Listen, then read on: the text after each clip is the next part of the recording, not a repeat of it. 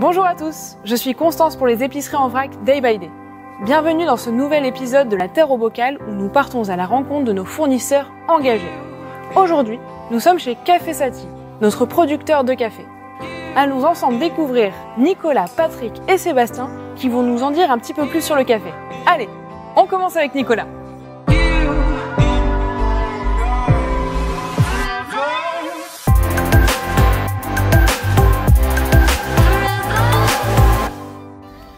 Bonjour Nicolas, merci pour ton accueil dans l'entreprise. On est ici dans la zone de stockage du grain vert.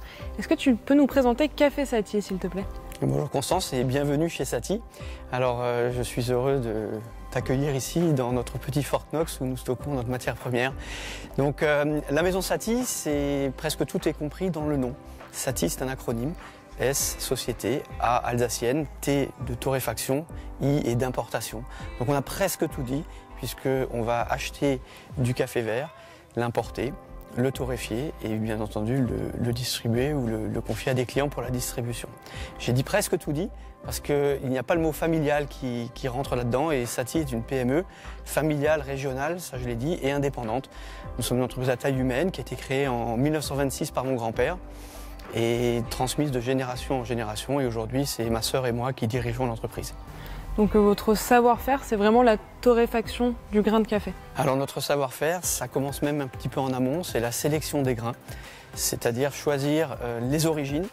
Dans le pays, une fois qu'on a choisi par exemple d'acheter du café en Éthiopie, c'est aller choisir le café d'Éthiopie qui nous correspond le mieux pour l'utilisation qu'on va en faire.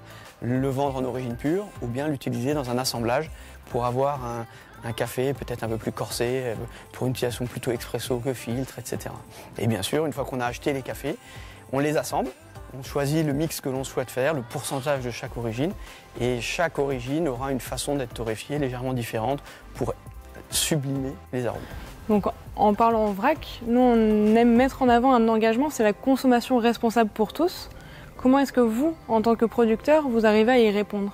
Alors, la consommation responsable, chez nous, on va appeler plutôt ça la consommation respectueuse. Nous torréfions ici 40% des cafés torréfiés sont bio et certifiés bio. Dans les 60% qui restent, il y en a plus de la moitié qui sont bio. Ils ne sont juste pas certifiés parce qu'il y a des coûts de certification, parce que c'est des business models qui n'intéressent pas les petits producteurs, c'est trop lourd. Donc on sait qu'on a déjà un sourcing qui est relativement éco-responsable. Ensuite, le respect, c'est aussi le respect de notre personnel. Être fidèle à ses valeurs. Donc on va correctement rémunérer évidemment notre personnel, mais correctement aussi l'impliquer dans la vie de l'entreprise et essayer dans la mesure du possible de le faire évoluer dans la limite d'une PME. Et bien entendu, il y a aussi le respect du consommateur. C'est-à-dire qu'est-ce qu'on vend au consommateur, quel est le juste prix pour le produit, quel est le vrai rapport qualité-prix. Mais inversement, le respect doit se faire dans l'autre sens. Et la recherche du prix bas est toujours destructeur de valeur. Toujours. Si on détruit de la valeur, à la fin, on fait quoi? On supprime des emplois, on délocalise, on achète au moins cher des moins bonnes qualités. Ce juste prix, ce respect, il faut qu'il aille jusqu'au bout de la chaîne. Alors, on peut réduire les emballages, on peut alléger les emballages, le grammage, on peut faire des contenants plus grands, on peut faire des emballages recyclables. Le consommateur peut faire le tri de ses emballages, entre l'emballage carton et l'emballage papier. Tout au long de la chaîne responsable, c'est de l'arbre jusqu'à l'ultime déchet du consommateur. Merci Nicolas pour cet échange. On peut aller voir Patrick au niveau de la production maintenant. Allons-y.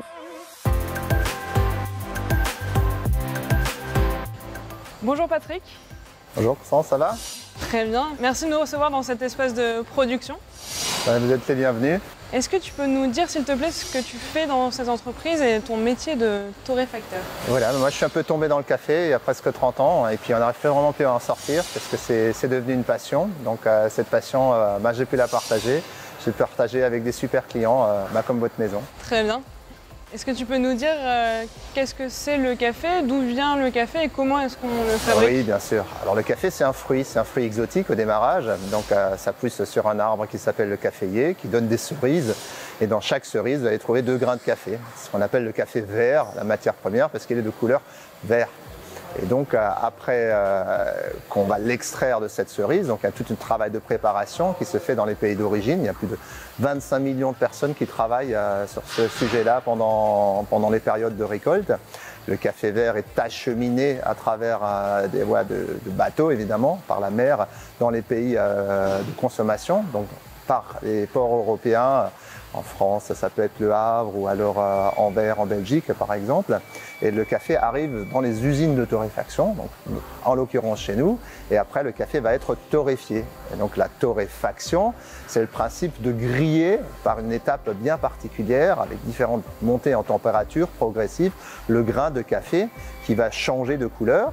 Alors il va devenir ce qu'on appelle chez nous une couleur de robe de moine, il va devenir légèrement brunâtre et il va à un moment donné, comme le maïs, l'effet du popcorn, il va éclater sous la forme de pression, mais lui il va garder sa forme, il va juste doubler de taille et à l'intérieur de ces petits pores, de ces petites chambres d'air qui se sont formées, vont être enfermés les arômes.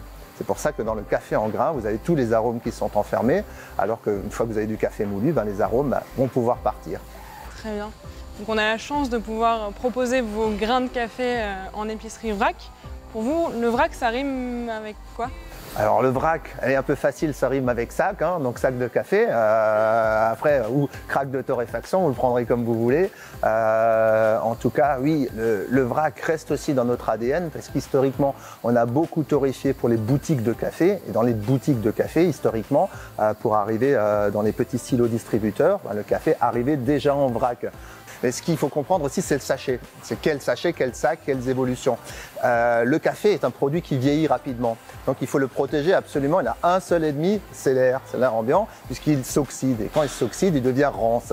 Et si vous prenez un café tout simple, en grains, fraîchement torréfié, vous le mettez dans du papier craft, c'est très très sympa, mais après 2 semaines, après 3 semaines, le café est vieux et il n'est plus bon. Or, ce qu'on veut chez Day by Day, c'est des produits qui sont bons. Donc il faut les emballer correctement, c'est très très important. Donc il y a 2 étapes pour cela. L'étape 1, pour gagner et être le plus écologique possible, c'est d'augmenter la taille des sachets. Donc à un moment, on est sur des sacs de 3 kg, on va passer sans doute sur des sacs de 6 kg, peut-être des sacs plus importants. Il faut qu'il y ait la rotation pour cela, mais ce sont des sacs qui sont étanches, barrières à l'oxygène et qui vont avoir un pouvoir de conserver le café en grain très longtemps. L'étape après, ça sera une étape qui sera basée sur 2021, ça sera d'utiliser en fait des emballages recyclables, donc au moins au niveau de la matière pour que ça puisse être mis dans une poubelle recyclable, voire peut-être solution ultime qui est à l'étude d'avoir des sachets échangeables. Très bien, donc on avance ensemble vers une consommation, une production plus responsable. Exactement. Merci beaucoup Patrick pour cet échange. On va pouvoir aller rencontrer Sébastien qui va nous en dire un petit peu plus sur la dégustation de café. On y va.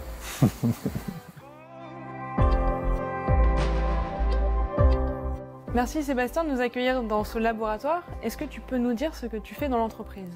Alors, je suis responsable qualité donc chez les Cafés Saty depuis plus de 20 ans. Mon travail quotidien, c'est évidemment m'assurer de la qualité des cafés, la qualité de l'usine, du process.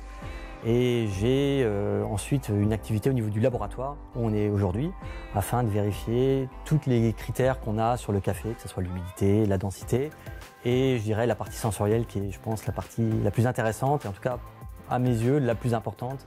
C'est celle qui va nous permettre de vraiment valider les cafés que l'on va choisir pour nos clients. Très bien. Comment reconnaître un bon café ? Le bon café, c'est le café qui va me faire que je vais apprécier. Donc c'est peut-être quelque chose qui ne va pas être le même café que pour toi. Aujourd'hui, chaque personne a sa propre sensibilité en fonction de son âge, de son vécu, de son genre. Donc je ne voudrais pas réduire le café aujourd'hui, vous donner une origine en particulier, ça serait vraiment très réducteur par rapport à tout le travail qui a été fourni en amont au niveau des fermes, au niveau des pays et puis le travail en aval au niveau du torréfacteur. On est vraiment sur une sensibilité propre. Même moi, ça m'arrive des fois de boire un café différent le matin et pas avoir le même café pour le repas. Donc voilà, le bon café, c'est celui que je vais apprécier. Tu parles d'origine, il y a des différences au niveau des goûts ? Le café aujourd'hui est cultivé sur toute la planète dans une zone autour de l'équateur, donc sur les 3 continents qui sont concernés, donc continent américain, continent africain, continent asiatique. Il y a une multitude de pays, une multitude de terroirs, une multitude aussi de méthodes de récolte, ce qui fait qu'on a des goûts qui sont très variants selon les origines. Et notre métier en tant que torréfacteur, c'est trouver les origines spécifiques pour en extraire le meilleur après torréfaction afin de proposer des cafés divers qui vont coller aussi, là encore une fois, à ce que recherche le consommateur. Tu nous as parlé de bon café. Comment le préparer ? Je dirais, là encore, le consommateur, il a différents outils à sa disposition. C'est vrai que nous, torréfacteurs, on a tendance à privilégier le café en grains parce que c'est la méthode qui va lui garantir le maximum de fraîcheur lorsqu'il va préparer son café. On va le moudre juste avant la préparation et là, vous allez avoir le maximum d'arômes qui va sortir, qui va embaumer la pièce. C'est vraiment la méthode, à nos yeux, qui est la meilleure pour vraiment en retirer la quintessence du café. Donc c'est l'avantage de pouvoir le moudre sur place. Oui, il faut en général privilégier une mouture fraîche dans l'absolu. Évidemment, on peut acheter du café moulu directement avec les systèmes de conservation, de packaging aujourd'hui qu'on a à notre disposition. Ça nous permet de garantir une fraîcheur du café qui est quand même tout à fait convenable et même de très bonne facture. Mais l'idéal, c'est avoir votre café en grains, moulu à la demande. Et là, vous allez avoir vraiment les arômes qui vont se disperser. Ça va être un régal, je l'espère en tout cas. Et pour terminer, quelles sont tes convictions? Quel est ton combat? Mon combat, je dirais au quotidien, c'est déjà garantir une qualité de café constante et en tout cas qui répond à nos attentes et à nos exigences. Ça, c'est mon quotidien. Après, moi, par mon expérience, j'aime bien essayer de transmettre le maximum d'informations.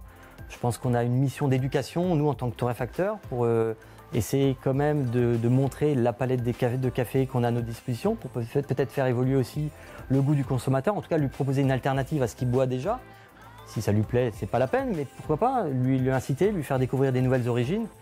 Donc moi, oui, voilà, j'ai une mission, je dirais, de formation que j'aime bien pouvoir faire avec les consommateurs qui viennent des fois à ma rencontre et que je peux conseiller pour lui dire, tiens, pars peut-être sur ce café en fonction de ses sensibilités, de ce qu'il va rechercher. C'est vraiment quelque chose que j'affectionne en tout cas. Merci Sébastien et merci à tous pour votre accueil. C'était un plaisir. J'espère que vous en êtes sortis avec plein d'informations sur le café et que vous allez apprécier encore plus cette merveilleuse boisson. Absolument. Merci à tous. J'espère que cette vidéo vous a plu. Vous savez maintenant comment est-ce qu'on produit un bon café, celui que vous retrouvez dans vos épiceries Day by Day et ensuite dans votre cuisine. Abonnez-vous à la chaîne et je vous dis à bientôt pour de nouvelles vidéos.